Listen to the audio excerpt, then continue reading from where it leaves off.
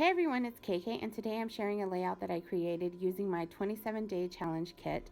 And this kit is Maggie Holmes based, and if you know anything about her designs, you know that she uses a lot of floral motifs, a lot of whimsical design. And for this layout, I did not want either of those things really. More so, I didn't want the floral design. So I went ahead and built kind of this color scheme that I was going to work with, and that was cream, black, aqua, and just a shot of red.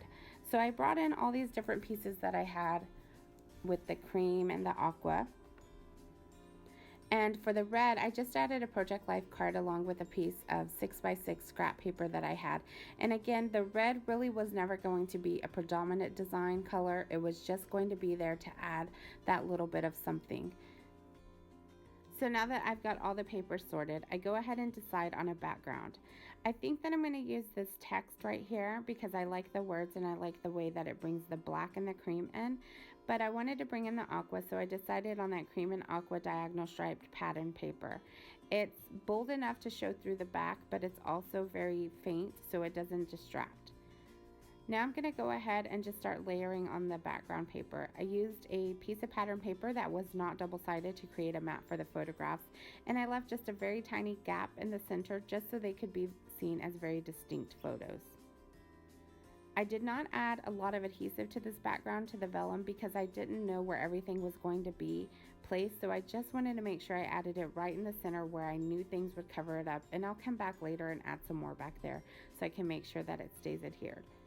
At this point, I started working on my title, and I had to bring in some additional alphas because I ran out of letters and I had a few bumps along the way, but overall it came out nicely.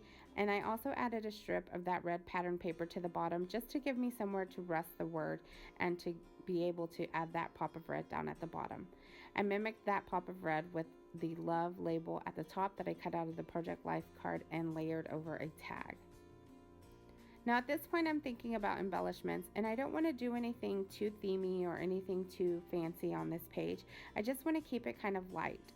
So what I do is I take two different hole punches. I believe one is a 3/4 inch circle and one is a 1 inch circle, and I just punch one out of vellum and one out of some pattern paper, and I use that to go ahead and just layer them up, and I add some gems just to give it some bling down there at the bottom.